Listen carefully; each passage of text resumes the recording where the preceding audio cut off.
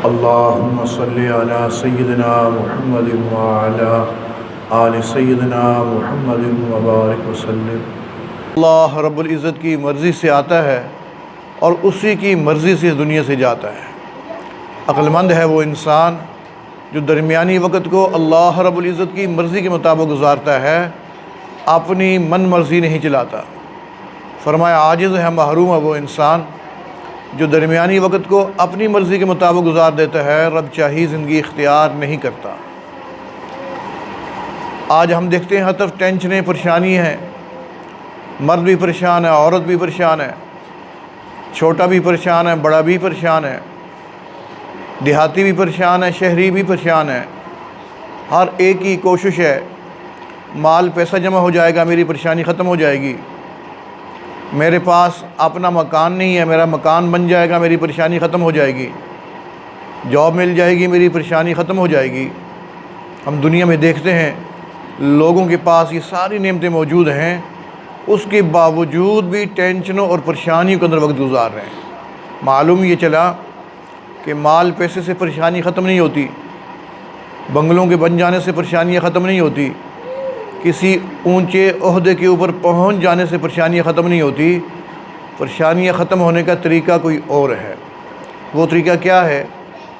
वो तरीका रब ताला इस आयत में बताते हैं, मन आमिला सालिहम मिन ज़करिन औ उन्सा, जो भी नेक आमाल को इख्तियार करेगा, चाहे वो मर्द या औरत, बशर्ते कि मोमिन हो, फ़लनुह्यियन्नहु हयातन तय्यबा, मैं अल्लाह लाज़मन उसकी ज़िंदगी को खुशियों वाली ज़िंदगी बना दूँगा, सुकून वाली ज़िंदगी बना दूँगा। याद रखो, अगर नेक आमाल को नहीं इख्तियार करोगे, गुनाहों के अंदर वक्त गुजारोगे, तो मैं अल्लाह तुम्हारी इस दुनिया की ज़िंदगी को भी परेशान कुन बना दूँगा।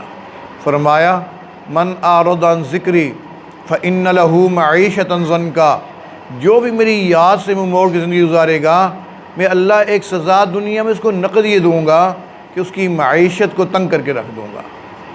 ये नहीं है कि गरीब होगा, माल पैसा नहीं होगा, नहीं करोड़पति नहीं अरबपति भी होगा, फिर भी रो रहा होगा।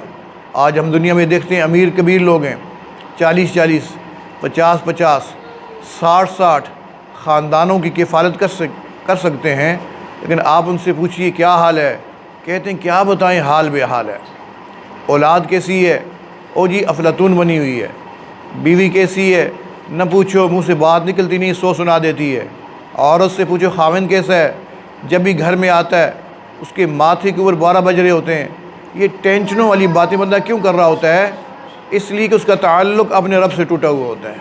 ये कैसे हो सकता है किसी बंदे का ताल्लुक़ अपने रब से टूटा हुआ हो, उसकी ज़िंदगी के अंदर सुकून आ जाए?